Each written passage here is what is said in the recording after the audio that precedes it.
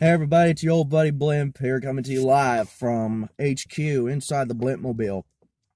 First off, I want to wish everybody a very happy Thanksgiving.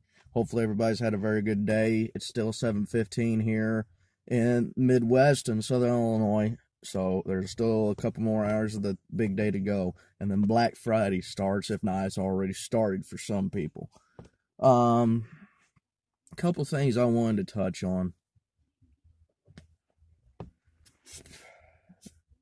Back in October, I pulled away from the Bigfoot community and I went dark on my public page, and I stuck to my one group, which is only about 200 members.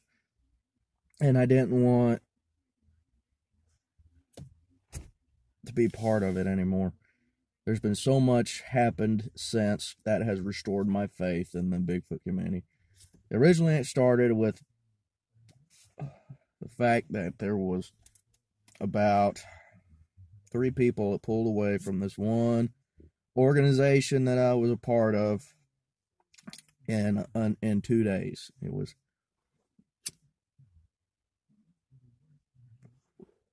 some of us left for personal reasons, some left for professional reasons, some left because shit got out of hand, which I supported them in their endeavors, still do, and they still support me. A whole lot has happened since then, and a lot of stuff people wanted my opinion on a couple things. The Bob Gimlin, Mark Dewar, Tom Yemerone, Russell Accord ordeal. Recently, we celebrated the 50th anniversary of the Patterson Gimlin film in Bluff Creek, California. And for those of you that don't know the Patterson Gimlin film, it's a cultural iconic moment that made historical significance, and it made the Bigfoot community the way it is now. Without Bob Gimlin and Roger Patterson, we wouldn't be here. We wouldn't be doing what we're doing. You get the gist.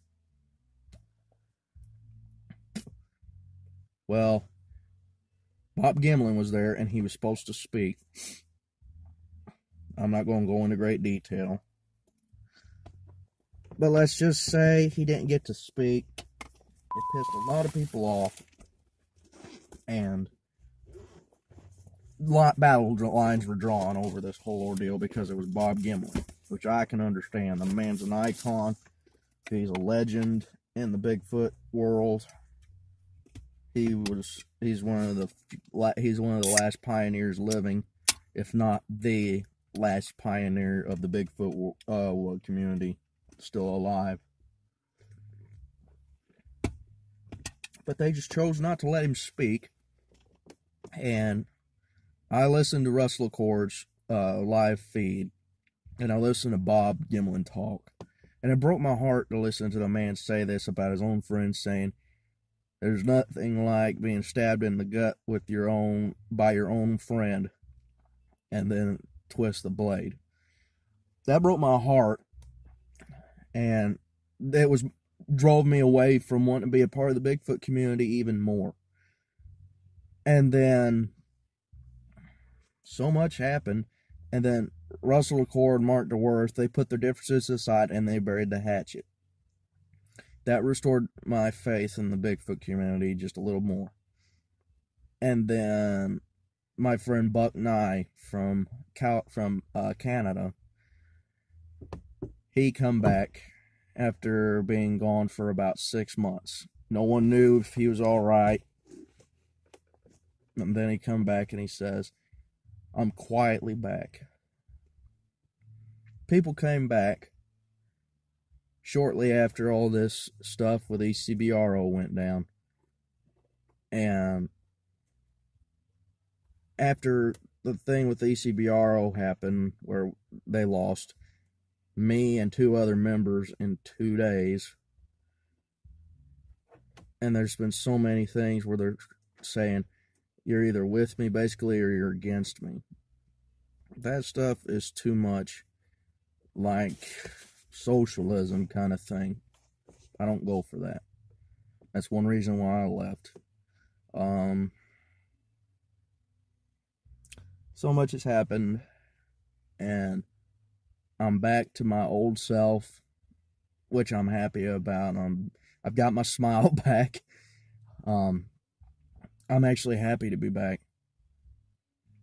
So, with this little video that I'm posting on my YouTube channel, I am back.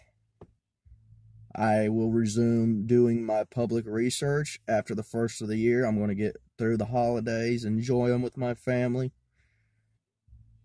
and we're going to take off. We're still going to be doing paranormal, and we're going to boot back into doing our Bigfoot research. We're going to focus more on our local cryptids, such as the infield horror, the stump pond serpent, Chittyville Bigfoot, the big money monster. We're going to study with those. A lot has happened since I went dark, and I've been on 2 shows since I went dark that I told I would do, and I was on Shaky Sports Talk with Shaky Peck, and it was a big hit. Me and my mother, which was a very, very instrumental part for me to spread awareness. And then I got on Bigfoot Eyewitness Radio with Vic Cundiff this last Sunday, and the show boomed, and it got such a big response. People have been messaging me and calling me and sending me emails and contacting the team's page, wanting to hook up with us and see if we can help them get a better understanding of what they've encountered. And it's such an honor. I mean, I really didn't want this.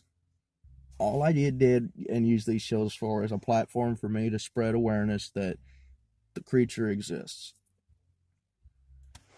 But I just don't want the fame. I just don't want the notoriety. I want the notoriety for the things that I find and I prove as hopefully a fact. But until then, it's a theory. And I don't want the fame or the fortune. I just want to be recognized and saying, I'm here, I'm going where you guys won't go. So anyway, 2017's coming to a close. What's up next for Blimp for 2018? A lot. 2018 will mark 3 years since the inception of the Southern Illinois Monster Hunters team. It will mark 3 years since I went public with my research. And 3 big events is going to happen. Sometime after the first of the year, I'm going to be flying out to Great Cacapon, or however you call it, out there on the Potomac River in West Virginia. And I'll be staying there for about a week to do some squatching on the Potomac River. And then before or after, I'll be the Ohio Bigfoot Conference, October 5th. I'm going to be going to Louisville, Kentucky to investigate Waverly Hills Sanitarium with a local family that asked me to go with them. And they're all excited to have me go. I talked to the kids that's going with them, and their grandkids. They're excited for me to go with them. So they're going to be having to put up with me for about 2 days. And then I will be going to the Ohio Bigfoot Conference. I will be there May 4th, 5th, and 6th. I'll be coming in on the 4th, be there for the conference itself. I won't be listening to them. I'm just going to go in to see what merch they got and rub elbows with the big names in the community. And then on the 6th, I'll be leaving out. So I'm in the workings of planning my 3rd annual Bigfoot campout that will be hosted here in Southern Illinois. Last one was sort of a bust. The 2nd annual one was. A lot of people couldn't make it last minute. My research team stuff come up and they couldn't make it, whether it was work or it was personal issues. They couldn't make it. I'm going to try and bring back a majority of that team and try again. And I'm going to invite a lot of my people that were supposed to be there again for this round. A lot is already in the works. The Southern Illinois Monster Hunters team are still here. We're going to be planning on doing a movie starting in the first of the year, sometime in the spring, and it's titled When It Came to Town. And it's going to be filmed sort of like pardon me.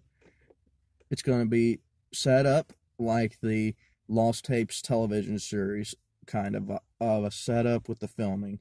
And it should be a pretty good ride. A lot of stuff is in the works still, and I'll keep you guys updated. Until then, I'll see you on the trail, and this is Blimp saying it's good to be back. Peace out.